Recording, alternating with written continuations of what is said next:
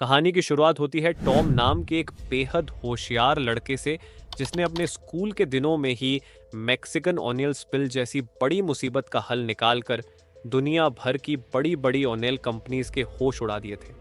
उसका कॉलेज खत्म होने से पहले ही दुनिया की 8 सबसे बड़ी ओनियल कंपनीज ने उसे नौकरी और सालाना लाख की तनख्वाह देने का ऑफर दिया।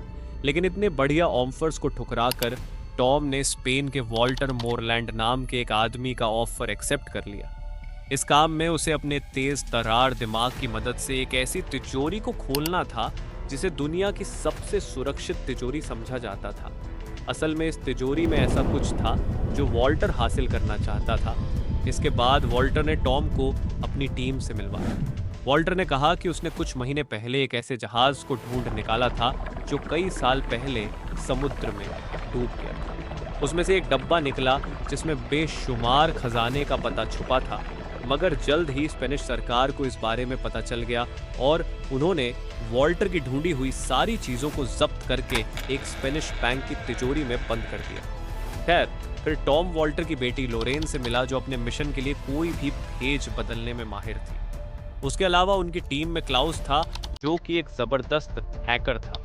जेम्स वॉल्टर का खास आदमी था जो पहले एक फौजी हुआ करता था और अब वो एक जबरदस्त फाइटर था। साइमन उनकी टीम के लिए हर जरूरत का सामान लाता था। जब तक उसे पैसे मिले वो वॉल्टर को दुनिया की कोई भी चीज लाकर दे सकता था। खैर, आज टॉम का पहला दिन था और टीम को बैंक का सिस्टम हैक करने में मुश्किल हो रही थी। उन्हें एक कोड भरने की जरूरत थी, मगर उन्हें कोई आइडिया नहीं था कि आखिर ये कोड क्या हो सकता है। तब टॉम ने आइडिया दिया कि उन्हें बैंक के किसी क्लाइंट से बैंक का ऑटोमेटेड वॉइस मेल बनकर बात करनी चाहिए और इस तरीके से उन्हें वो कोड मिल सकता है। आखिरकार टॉम की तरकीब काम कर गई और उन्हें आसानी से कोड मिल गया। सबने टॉम को शाबाशी दी और टॉम अपने नए घर में पहुंचा। फिर अगले दिन से टॉम बाकी की टीम के साथ बैंक ऑफ स्पेन के नक्शे को समझने लगा। वॉल्टर के मुताबिक ये बिल्डिंग दुनिया की सबसे सुरक्षित बिल्डिंग है क्योंकि यहाँ हजारों की तादाद में सेंसर्स और कैमरा लगे हैं और वहाँ के गार्ड भी सिक्योरिटी में कोई कमी नहीं छोड़ते। उनकी सबसे बड़ी मुश्किल तो स्पेनिश आर्मी का हेडक्वार्टर था जो कि बैंक के ठीक सामने बना हुआ था। जब भी बैंक के सिक्योरिटी अलार्म्स बजेंगे तो हेडक्वार्टर से 500 फौजी एक साथ बैंक में घुस आएंगे। इसके अलावा बैंक का सिक्योरिटी चीफ पहले स्पेन की काउंटर टेररिज्म फोर्स का कमांडर था। अब वॉल्टर की टीम का मुकाबला ऐसी फौज से था जो किसी भी हालत में बैंक की हिफाजत करना जानती थी। इसके अलावा वॉल्टर की टीम को उस तिजोरी के अंदर के नक्शे के बारे में कोई जानकारी नहीं थी, इसलिए उन्हें एक स्कैन करके यह जानकारी हासिल करनी होगी। इस तिजोरी में घुसने के लिए उन्हें 2 चाबियां और सिक्योरिटी चीफ के फिंगरप्रिंट्स की जरूरत थी। इन्हें हासिल करने के लिए टीम ने बैंक में घुसने का फैसला किया। टॉम और साइमन सफाई कर्मचारी बने। लॉरेन यहाँ पर बेशकीमती पेंटिंग्स की जांच करके उनकी इंश्योरेंस बेचने आई थी और इन्हीं पेंटिंग्स के पीछे बनी तिजोरियों में वो 2 चाबियां रखी थी। जब सिक्योरिटी चीफ लोरेन को कमरे में ले जा रहा था तो लोरेन ने उसे अपनी कॉफी पकड़ा दी और इस तरह उन्हें चीफ के फिंगरप्रिंट्स मिल गए। इसके बाद वह पहली पेंटिंग के कमरे में पहुंची तो क्लाउज ने बैंक में कैमरा हैक कर लिया। फिर उसने लोरेन को पेंटिंग स्कैन करते हुए रिकॉर्ड किया और यही फुटेज 10 गुना धीरे धीरे करके चला। इसी दौरान लोरेन ने तिजोरी खोली और वहां रखी चाबी की बनावट कॉपी कर ली, मगर उसी वक्त अचानक वहां बैंक का डायरेक्टर आ गया और इधर कैमरा फिर से चालू होने में सिर्फ 20 सेकंड बाद लोरेन को ठीक उसी जगह खड़ा होना था, मगर अब डायरेक्टर बीच में आ गया। तब लोरेन ने दिमाग लगाकर उसे अपनी तस्वीर लेने के लिए पीछे छोड़ दिया और ऐन वक्त पर डायरेक्टर फुटेज से बाहर हो गए। अब लोरेन दूसरी चाबी ढूंढने में लग गई।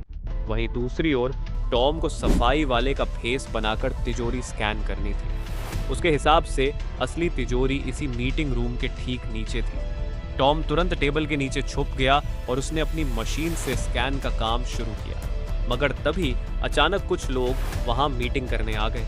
अब टॉम टेबल के नीचे फंस चुका था और अचानक उसकी स्कैनिंग मशीन भी खराब हो गई। खैर, कुछ देर छेड़छाड़ के बाद टॉम ने मशीन चालू कर दी और स्कैन पूरा हुआ, मगर उसी पल एक अलार्म एक्टिवेट हो गया और सिक्योरिटी चीफ ने पूरे बैंक को बंद कर दिया। तभी सामने से फौजी बैंक के लिए निकले। इधर लोरेन ने दूसरी चाबी का डुप्लीकेट बनाया ही था कि बैंक का डायरेक्टर उसे लेने आ गया। इस हड़बड़ी में वह असली चाबी को वापस रखना भूल गई। आखिरकार टीम ने फैसला किया कि लोरेन यह चाबी टॉम को देगी और टॉम चाबी को वापस तिजोरी में रखेगा। चाबी लेकर टॉम तीसरे माले पर गया और उसने चाबी रखकर तिजोरी बंद कर दी। तभी अचानक उसे पता चला कि एक गार्ड उस कमरे में आ रहा है। फिर टॉम ने दिमाग लगाकर जानबूझकर पकड़ा गया और उसने नाटक किया कि ईयरफोन्स के कारण उसे सिक्योरिटी अलार्म सुनाई नहीं दिए। ये सुनकर गार्ड ने उसे जाने दिया और आखिरकार उनका मिशन पूरा हुआ। इसके बाद टॉम ने मशीन से मिला हुआ स्कैन निकालकर देखा तो पता चला कि तिजोरी के नक्शे में ऐसी जगह थी जो ढंग से दिखाई नहीं दे रही थी। तब उसे एहसास हुआ कि यहाँ पानी भरा हुआ है।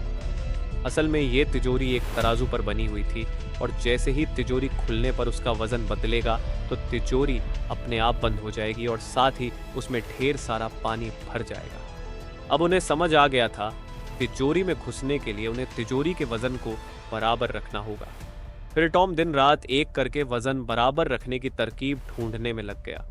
वहीं दूसरी ओर साइमन और जेम्स बैंक के नीचे की जमीन की छानबीन कर रहे थे कि उन्हें टॉम की बात सच होती दिखाई दी। वो तिजोरी वाकई में एक बड़े से तराजू पर बनी हुई थी, मगर उसका वजन एकदम जीरो पर टिका हुआ था। इसके अलावा एक और मुसीबत उनके सामने खड़ी थी। उस अंडरग्राउंड कमरे की दीवारें टाइटेनियम स्टील से बनी हुई थी, जो इतना मजबूत था कि उसे ड्रिल करने में 15 दिन लग जाए। अपना मिशन पूरा करने के लिए वॉल्टर की टीम के पास बहुत कम वक्त था और इतने से समय में वो डिब्बा चुराकर वहां से बाहर निकलना सबको नामुमकिन लग रहा था। इसलिए आखिरकार उन्होंने हार मान ली। अब वॉल्टर निराश होकर छत पर गया और उसने देखा कि सड़कों पर फुटबॉल फैंस की भीड़ लगी हुई थी। तभी उसकी नजर बैंक के कैमरा पर गई तो उसे एहसास हुआ कि वर्ल्ड कप फाइनल्स के सभी कैमरे भीड़ की तरफ होंगे। तभी उनके दिमाग की बत्ती जली। फिर उसने अपने साथियों को इसका नमूना पेश किया। उसने ग्लास हटाकर तराजू पर लिक्विड नाइट्रोजन छिड़क दी और फिर दोबारा ग्लास रखा, मगर इस बार वजन नहीं बदला क्योंकि तराजू जम चुका था। टॉम ने कहा कि बिल्कुल इसी तरह वो तिजोरी के नीचे वाले तराजू को जमा सकते हैं, मगर इसके लिए बहुत ज्यादा लिक्विड नाइट्रोजन लगेगी।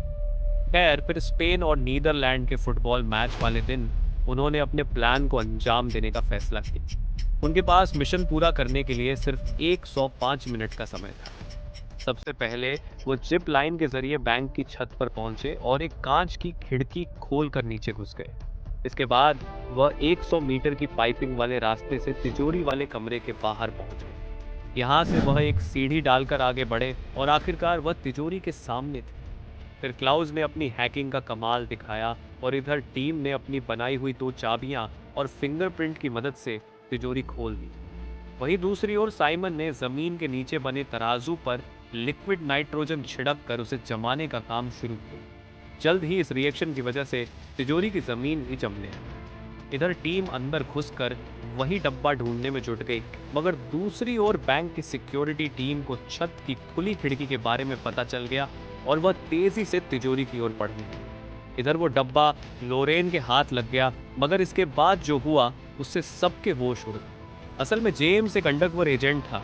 अब उसके मन में लालच आ गया, इसलिए उसने अपनी टीम को धोखा देकर खुद डिब्बे पर कब्जा करने का फैसला किया। अब लोरेन के पास कोई चारा नहीं था, इसलिए उसे जेम्स को डिब्बा देना पड़ा। मगर इससे पहले कि वो यहाँ से बाहर निकल पाते, नीचे तराजू पर लिक्विड नाइट्रोजन का असर खत्म हो गया, जिससे तिजोरी का सिक्योरिटी सिस्टम एक्टिवेट हो गया। अब टॉम, लोरेन और जेम्स तिजोरी में कैद हो गए थे और वहां तेजी से पानी बढ़ने लगा। जेम्स तो पहले फौजी रह चुका था, इसलिए उसे स्विमिंग आती थी और वह डिब्बा लेकर वहां से भाग निकला। इधर सिक्योरिटी चीफ ने इमरजेंसी का ऐलान कर दिया और उसके आदमी हथियारों के साथ तिजोरी की ओर भाग रहे थे। वहीं तिजोरी में इतना पानी भर चुका था कि टॉम और लोरेन की जान खतरे में थी, क्योंकि वह कभी भी डूब सकते। अब उनके पास कोई चारा नहीं था, तो ऐन वक्त पर टॉम के दिमाग की बत्ती जली और उसने साइमन को तराजू पर और भार डालने को कहा, ताकि पूरी मशीनरी को लगे कि तिजोरी पूरी तरह से पानी से भर चुकी है।